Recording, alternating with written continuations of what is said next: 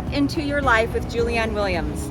Today we are in downtown Paso Robles, California. I am so excited. We are going to go to Crazy Woman Cellars. The name is really fun and you're going to learn all about it from the winemaker and the owner, Chris Bennett. So let's take a little walk and we will then go into Crazy Woman Cellars and learn a little bit about wine, food, and what makes it fun to be a winemaker.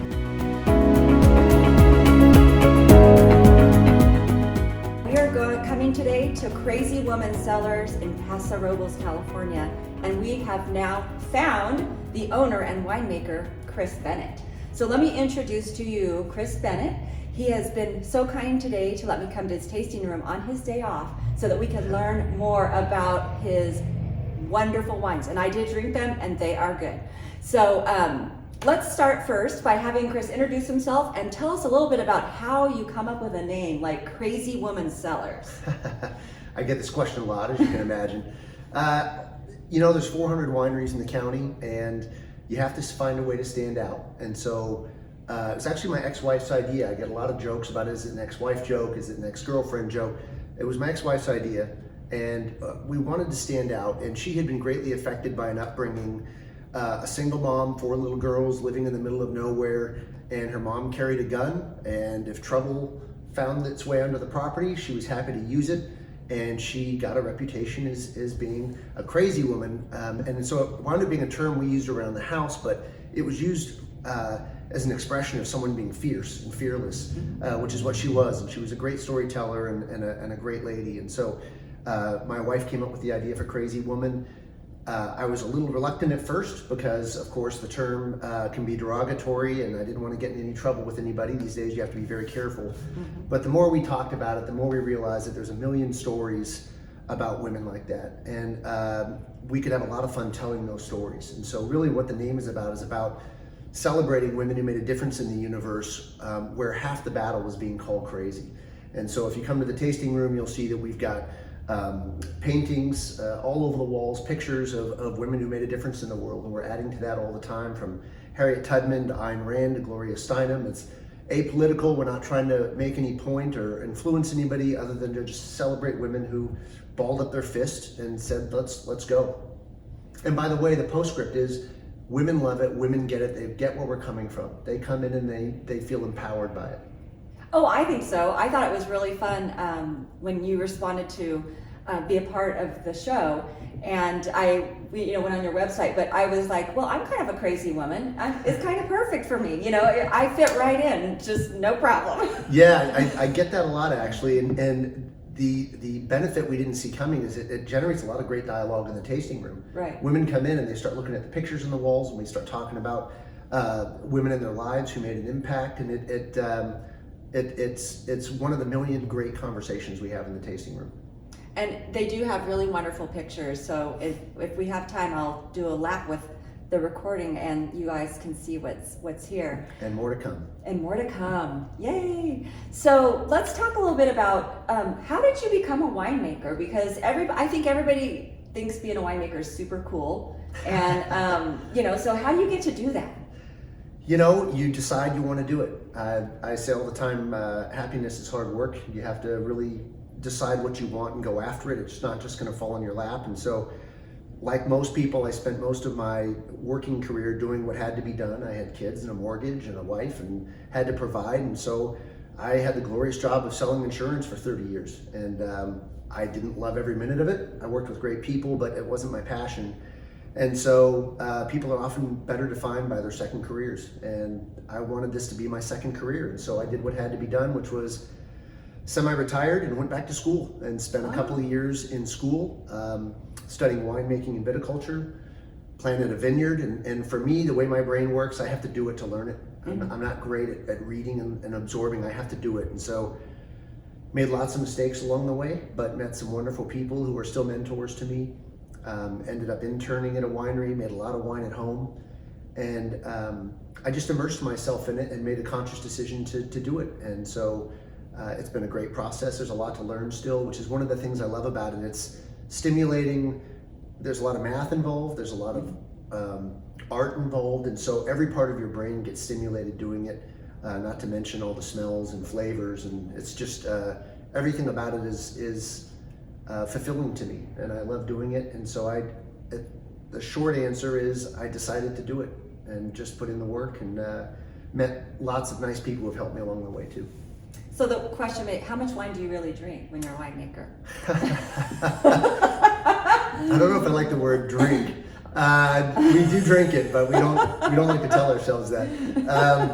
You know, when you're barrel tasting, you wind up drinking quite a bit. When you're trying to figure out your blend, you wind up drinking a bit. One of the things I learned early was when I first opened the tasting room, I was inclined to, you know, you're around people drinking wine, and I thought, well, this is great. I'll pour myself some wine. And it didn't take long to figure out the folly there. You were giving away a lot of wine. Giving away a lot of wine and drinking a lot of wine and not feeling great by about 4 o'clock in the afternoon every day. It's an easy trap to fall into. But now I don't really imbibe in the tasting room much. Maybe if it's someone's birthday or something, I'll do it. But I drink plenty just making the wine. And you know, there's benefits in the industry. Everybody's very collaborative, and so you get people sharing their wine with you. A lot of times it's not uncommon for another winemaker to come in with a bottle of their wine, and we'll swap and try each other's wine. So you don't wind up in this industry because you don't like drinking wine.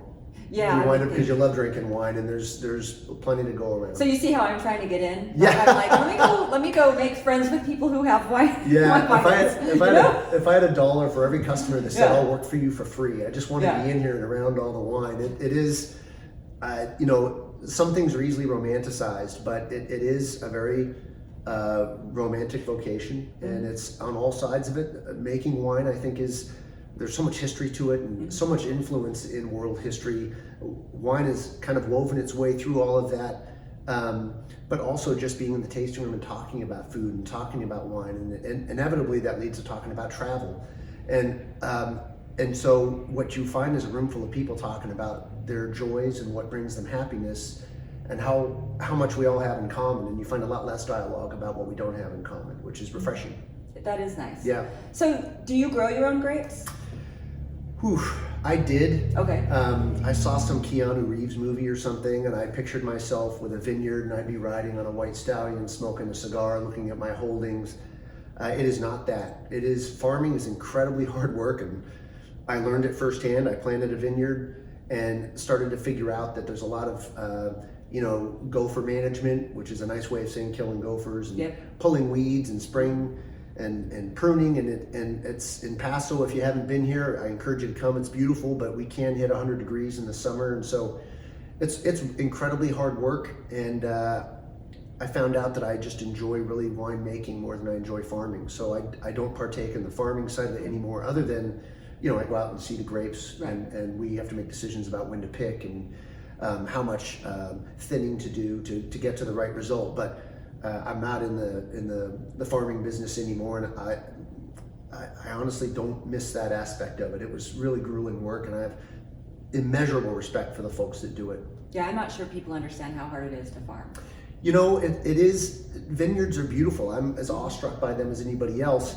And my vineyard was on my property, and my friends would pull up in my driveway, and they'd say, "Oh my God, you've got this beautiful vineyard. Every window in your house you look out and you see this vineyard." And all I could see was work. Yeah. I look out the window and think what didn't get done that day, and it's interesting depending on how deeply involved you are in it. It is just really, really hard, sometimes brutal work, and of course, it's a scary thing too to try and make a living farming. In Paso. We've got almost biblical events that happen every year between fires and this year's floods. Of course, we're pretty well documented, and we have bugs and disease, and it's a scary business to be in. So I let other folks do it, and I just get to reap the benefits through the winemaking. Excellent. Okay, so let's talk about your wines, because they are delicious. I was able to come and taste all of his wines a couple of weeks ago and enjoyed them, and bought a couple bottles which are now gone. So we have plenty more. So yes, and I will probably make sure I have some of that. So anyway, so talk to us about your wines, because they are really special, and I know that you put a lot of love and effort and passion into what you're doing. Yeah. So, you know, everybody's palate is different, and everybody's approach to winemaking is different. And just to summarize kind of how I like to make wine, I really like the grape and the terroir to speak. And so I buy the best grapes I can get my hands on. I have wonderful vineyards that I partner with. I'm lucky to do business with them. I buy the best barrels I can get my hands on, and then I put them together, and I honestly try to stay out of the way. And so what you get is an actual expression of what was going on with that vintage and that varietal. And so the good with that is that you get a unique experience. Every vintage is different. You know, our 19 Syrah and our 20 Syrah, I love them both, but you would never guess that they came from the same exact plants with the same barrel protocol and the same winemaker. They're unrecognizable. And that's just because those 2 years were very different.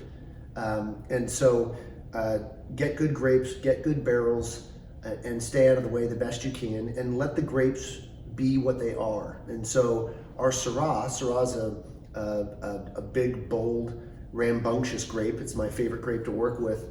My Syrah's reflect that. They're what I like to call swampy. They're heavy, bold red wines. Our Grenache is a much more delicate grape, very thin-skinned, a lot of meat relative to the skin. And so our Grenaches their personality is more elegant and much more approachable. And so I kind of let each grape kind of be what it's supposed to be. Of course, the real fun comes when you start blending and you get all these different personalities in the same room, and you see how those blends are going to work with each other, and you want each grape to express itself, but you don't want it to eliminate any of the others. And so we make a nice GSM, one of my favorite blends, a Rhone blend that's very popular in Paso. Each of the grapes, Grenache, Syrah, Mourvedre, are all represented. You can sense each one of them without each one overpowering it. And so a lot of Rhones, and each grape really kind of speaks to its own personality and also what was going on that year. Mm-hmm. So maybe you could describe for people the difference between some of the, like Bordeaux, Rhone, because I think as people learn wine, and they'll learn what they have such different characteristics. Yes. Yeah, so maybe would you talk to us a little bit about that? Yeah. So the Paso Robles terroir, and we have I think 12 AVAs now, meaning all these just within Paso Robles, all these different AVAs represent different terroirs. You've got different soils and mountain ranges facing some south-facing slopes, some not. We've got ocean influence. We've got limestone in the soil. We've got all these different things, and so each different area of Paso is very different from the next area. But in general, our terroir is similar to the Rhone Valley in France, and so you see a lot of Rhones grown here. And so, quite naturally, if I live in Paso and I want to celebrate Paso's terroir, I wind up with Rhone-style wines, which generally for us are Grenache, Syrah, Mourvedre. We have a Petit Syrah, we have a Viognier, Grenache Blanc, and then we have some blends with some of those grapes represented. We also make a Cab, which is not a Rhone wine, but Cab is almost the mother of Paso Robles. Paso Robles was founded on Zin and Cab, and so I almost feel like I have to make a Cab just because we're in Paso Robles. It's like an unspoken law, and I love a good Cab. But so Paso is about experimentation. We have winemakers here from France. France is very draconian with how they regulate winemaking. So we're getting a lot of French winemakers coming here in the last 20 years, doing some amazing things, a lot of experimentation. And so even when we say someone does Rhones or someone does Bordeaux's, people are blending across those and coming up with fascinating blends. I think Paso is as big as we're getting now. We're still really just really starting to blossom as an area where we have great terroir, great winemakers, and a lot of experimentation, and a lot of the unexpected coming out of Paso, and we're finally being celebrated the way we should. Mm-hmm. I think we've always kind of been Napa's redheaded step kid, and now lo and behold, Napa's buying last I heard about 20% of Paso's grapes. Isn't that amazing? After spending years saying that our terroir wasn't a match to theirs, and we're finding a lot of people coming here from Napa, customers, and saying, I love Napa, but I wish I had known about Paso sooner. And so I know kind of a long-winded answer, but Paso's just so many different things. There's no one thing in Paso. If you come here and go to 4 or 5 wineries, you have not even begun to experience Paso. I agree. It's so fun here if you love wine. So talk to me about food, because I love to eat.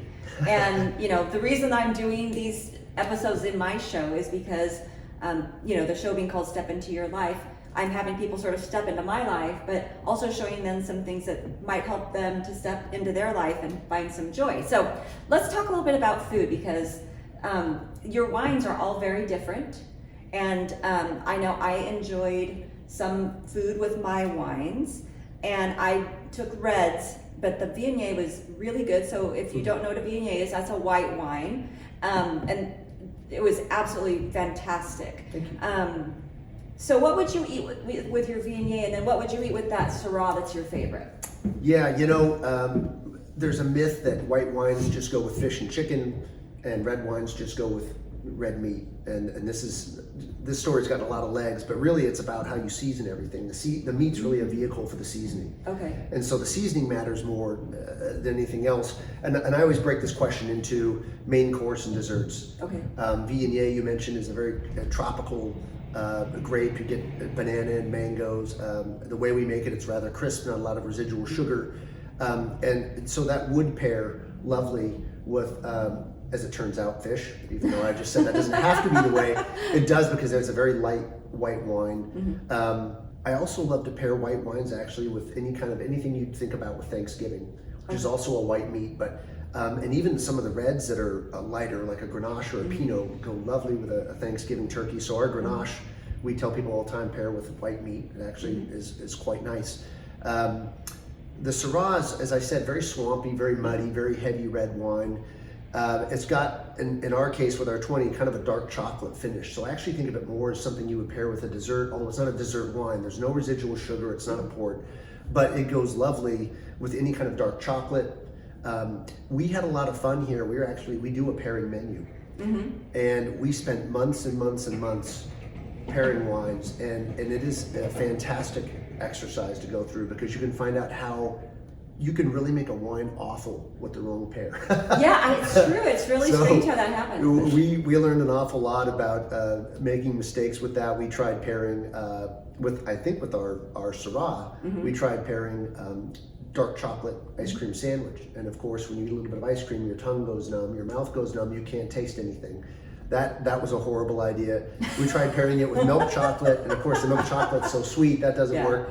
And then I started reading books on pairing, and they started giving examples of how not to pair, like a buttery Chardonnay with ceviche. You imagine that contrast. Yeah, and so it's a tricky exercise, pairing, because you don't want to offset the flavors that naturally occur in the wine anyway. So if you like a Cabernet and you like a little fruit forward, if you have some milk chocolate with that, the milk chocolate's going to erase all the fruit in the wine, and you're going to taste stems and seeds. Oh. So you really want to be careful not to overpower the wine and truly complement. So I always, when people are unsure, I say when you're pairing with wine, subtle is better. Okay. If anything's over seasoned, it's probably going to kill your palate. You're not going to enjoy the wine the right way. If anything's overtly hot or overtly cold, that's going to cause you problems with interpreting the wine. And then also with the wine, you have to be very careful with temperature. People like to chill a white wine to 40 degrees. You can chill the flavor right out of it. Actually, So I've heard we serve our white wine too cold and our red wine too warm. Is that what I've heard? you could make that in the United argument. States or not? Yeah, the white wine's certainly too cold. I agree with that wholeheartedly. I would pull it out of the fridge and wait a half an hour, 45 minutes, and then pour it. I actually prefer my whites at about 55 degrees. You will that's what I was find gonna ask. so much more Okay. experience with the nose, with the palate, everything with a wine about 55 degrees. Now, some people are going to watch this and just want to shoot me. And say, I'm putting ice in my those, wine. Yes, for the folks who are putting ice in your wine, please, for the love of God, don't do it. Every time it's all about what tastes good too. But when I see people put ice, especially really good wine, I'm just like, oh no, they work so hard for it to taste like that. Yes, well, I've heard stories of people going to tasting rooms and putting sweeteners in the wine right in front of the winemaker, and you just kind of cringe. They're missing out on the real experience. But temperature is a big deal with wine, even with reds. There's certain reds, Grenaches and Pinots that actually they're serving chilled in restaurants now at about 55 degrees. It kind of chills the tannins out of it and makes it very fruit forward and very approachable and more like a dessert wine. I'm not a big fan of it personally, but people do it, and it's that's their preference. For red wines, we serve ours at about 66. 66. So that's less than room temperature. If you figure room temperature 72, right. I just feel like that's the perfect temperature to get the most out of the wine. Okay. Certainly, when people say we serve it too warm, I don't think anything's wrong with 72 degrees, but if you're sitting outside and it's 90 degrees, I wouldn't drink a Cab Sauv. Yeah, right. I'd drink a rosé or yes. something that's appropriate for the situation. Exactly. Yeah, the red wines can get pretty heavy when it's warm.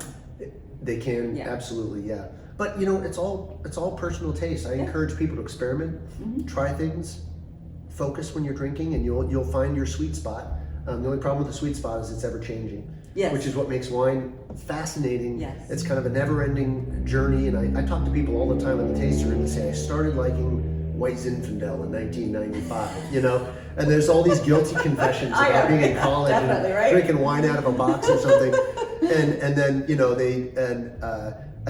they make their way to a jammier Zins or something, and then they make their way. The next thing you know, and sometimes it happens right before my eyes. People will come in and say, I don't like reds. And I say, okay, well, tell you what. Let's just have a little fun and try some. And if you don't like it, that's okay. And they wind up buying a bottle of Petite Syrah, which is one of the most tannic, grippy, dark black. We joke with our Petite Syrah, you can eat it, drink it, or tar your roof with it. And you'll get someone that says all they like is rosé, and it turns out that they just needed to be in the right setting and needed to try it slowly and maybe try it with a little piece of dark chocolate and kind of ease their way into it, and lo and behold, you've got a red wine drinker, which is my favorite exercise in the tasting room, is to convert someone from white wines only to red wines. I feel like it's a personal mission because, that's funny. Not because I want to win the argument, but I feel like it just broadens your palate, which means there's just more things to love. If you just tell yourself all I like is hamburgers and never try anything else, you're missing out at some point. Maybe you won't like everything, but there's just so much out there that's so amazing. And another great thing about Paso, there's 400 of us. So you can come here for the rest of your life and never make a dent in all the wineries. Yeah, because even those of us who are here local, I think I've been maybe to 50 and I've lived here 10 years. And in that time, they've added another 100 and swapped out another 50. And there's so many people trying new things that even if you went to a winery 10 years ago, they likely have a new winemaker and they've tried new varietals. There's Italian wines here, Spanish wines. We've got everything. Yeah, like when I went to Cal Poly, I think there were like 10 wineries or something. Yes. Now that we're not saying the year. Right. Those of you who know me know it was a long time ago. Yes. It was a long time ago. Yeah. But it's true. It's like the whole area has grown so much. I think there were, in the early 1980s, there were about 30 wineries out here. And I think now in Paso, there's at least 300, and in the county, there's close to 400. It's amazing. It's been amazing growth. Really, the last 25 years, it's been exponential, the growth here. But all it's done is enrich the wine tasting experience. I don't even think in the 80s, Paso was considered a wine destination, and now internationally, we have customers coming here from all over Europe, and we had a couple here from Ireland, and I said, how the heck did you wind up in Paso Robles? We're this tiny little They're going town. to watch the show, and yes, they're going to I see hope so. you. Come That's to Paso. because it's going to be in We 100 haven't even countries. talked about the food here. The food is amazing. It is. If you're a foodie, we're this little cowboy town with 30,000 people, and yet the food is just incredible. I've not made a dent in all the restaurants that keep opening, and they're just doing such a great job. I'm really proud of the town, and I think the growth has been responsible growth. I think everybody's benefited from it. It still feels quiet here to me, and still a very small town. People still say hello when they're walking down the street. They mean hello. It's after I grew up in Los Angeles, and moving here to me was a huge culture shock, but very positive culture shock. It really kind of restored my faith in humanity. Now everybody in LA is going to want to kill me. Nah, it's just a different atmosphere, right? I mean, it's a big city versus small town. And it's much. I mean, I lived down there for a couple of years, and it's a big city, a lot going on, and it's just much more difficult just to even go to the store when you're in Los Angeles or a big city, whatever it is. And here in this area, it's just people are just, it's a little slower pace. Much slower pace, and also, one of the big immediate things I saw was in Los Angeles, everything, and it's a big city, and I'm proud to be from Los Angeles. I grew up there, and I loved it there, and I raised my kids there. But doing business in Los Angeles was very cutthroat.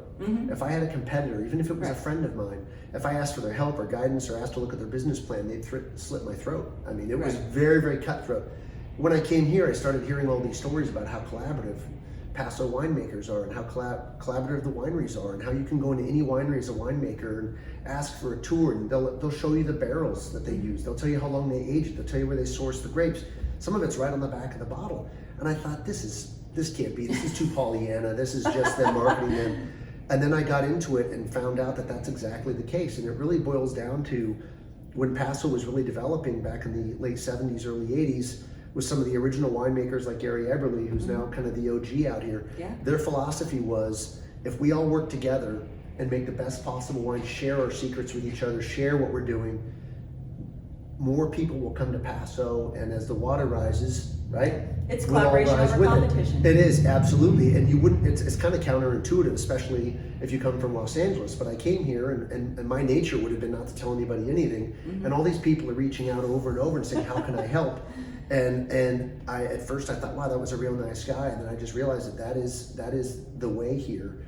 And so I've tried to pay that forward. I mean, I've had students come in from Cal Poly that say, you know, can you give me any advice, or can I work as an intern at Harvest? I give them my business card and say I'll do whatever I can, because so many people have been so helpful to me. And those guys were visionaries, because Paso is Paso now because of what they did back then. They were very long-term in their thinking, a lot of deferred gratification, and it's made it such a wonderful environment to be in, running a business.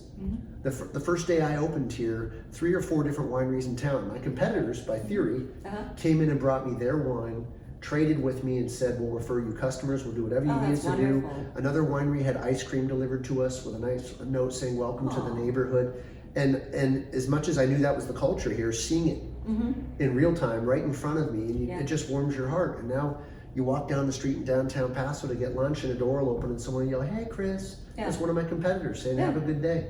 That's awesome. Yeah, it's this is my retirement. I do this for the fun of it, and it has given me way more than I thought it would give me, especially working in the tasting room. It's been just a blessing to honestly pour for thousands of people and find out that, as it turns out, I never would have guessed this, but I like about 99% of the people I talk to. And I never would have guessed that a couple of years ago. I'd have said, I don't want to work in the tasting room. I see how servers get treated in restaurants, but it's there's just something about it. People start talking and they start telling you these fascinating stories. You hear their histories. The older they are, the more interesting they are. And there's something about the bar stool that's got a truth button on it. And they come in, they sit down, and they just tell you their troubles. They're open about their mistakes. It's really, I feel like a pit stop for people that are on kind of a journey, and I get to hear their life in a microcosm. And if you just be quiet for a minute, virtually everybody's interesting.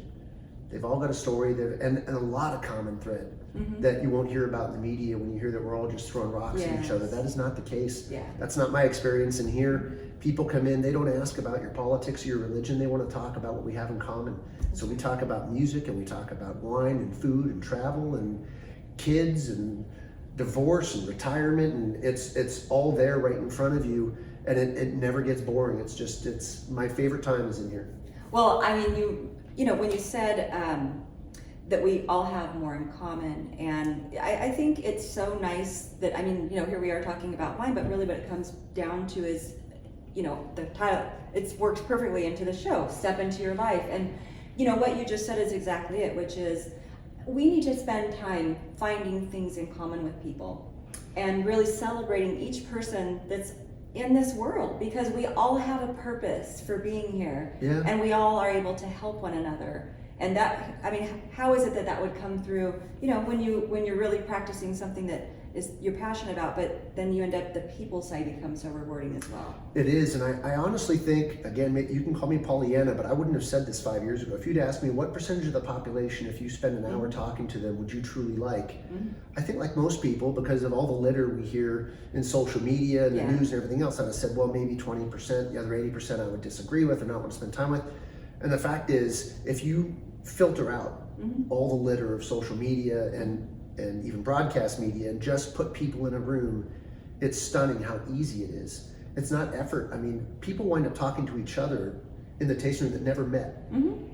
I'm from Chicago, I'm from Ireland. They wind up sitting talking for an hour, and I get to sit and eavesdrop on all this. And I think our nature is to do those things. It's just all these things in modern day are impediments to us naturally doing that. But the idea of sitting at a bar and talking about your problems goes back thousands and thousands of years. I mean, this is what we've been doing. I was in England once, and I went to what was advertised as the oldest bar in England. By the way, there's about 20 bars that are the oldest. And this bar was like, 600, 700 years old, and the wood on the bar was worn out from where people's elbows were. Oh my goodness. Sitting and talking. And everything we're doing here today in the tasting room is what's been going on for thousands of years. It's our own kind of therapy. And I never thought I'd want to work the tasting room. I only did it because I thought, well, if I manage someone, I should know what the job is. I should be able to be empathetic to that experience. So I'll do it for 6 months just to see what they go through. Then I'll be a better manager. And I got in here, and I was kind of blown away by just how much joy I derive from it, how many friends I've made. It sounds Pollyanna, but it's just true. If you just get people in a room, their inclination is to talk about what they agree with, not what they don't. Yeah. And so we can have 30 or 40 people in here, and the overlap of conversation is spectacular and always interesting. And I love that because really it's such a nice life lesson. I mean, here wine brings these people together, which is why actually for me, that's why I love wine and food so much. It's really about that time you spend with people that you love or getting to know people. And it just brings a relaxation to the environment. It does. Where people can have those conversations and sort of just take their wall down and then share. So to close, because I know that you have a rest of the day ahead of you, what advice would you give our audience, our viewers, about either how you stepped into your life or something that they could do to step into their life? I had a lot of time to think about this. I think all the time about happiness, and I think a lot. I've read books on it, and there's some great books out there on it. To me, sometimes being happy is hard work. I say this all the time. I've said it to my kids the whole time they were growing up. It's hard work. You have to spend a lot of time thinking very clearly about what makes you happy.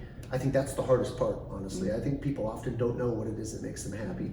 And so I kind of had this exercise where in a moment where I'm happy, I stop and think, what's making me happy right now? Whatever this is, do more of it. And it winds up being music, and it winds up being friends, wine, food, art. It's almost always the simple things. It's not, I've got to be in the Bahamas or I've got to be on a roller coaster. It's always almost being around family and friends and enjoying wine.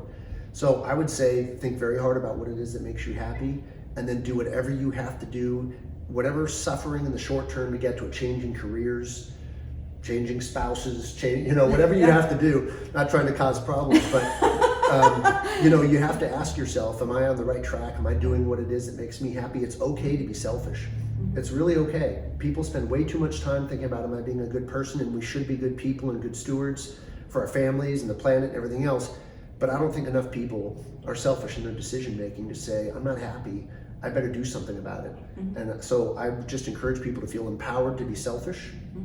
Dare I say that? Yeah. And look in the mirror and say, what about you?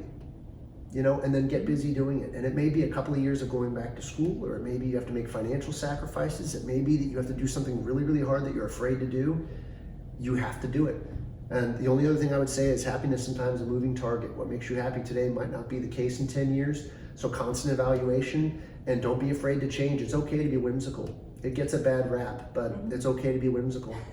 We can stay young. Yes. Right? I'm having a blast. I'll say this. I'm 56 years old. If someone offered me 26 over again, I wouldn't take it on a bet. I agree. I agree. Tenfold happier at 56 than I was at 26. Yes. It just keeps getting better as long as you make it get better. You just learn so much about yourself. That's right. And when you know yourself, then then you are able to find those things that do make you happy. That's right. But to your point, it's work. That's right. So focus. All right, well, everyone, thank you. Chris, thank you for having us today. It's been really fun, and it's so fun to learn about wine, and I enjoyed everything about how people connect, because that's really a lesson that I had today. So thank you again to Crazy Woman Cellars here in Paso Robles, California. Come and visit them. The information will be on the screen and linked in the episode information. But certainly, if you come and taste wine here, not only will you enjoy it, but you will have a great time. So next time, we'll see you. Let's journey together.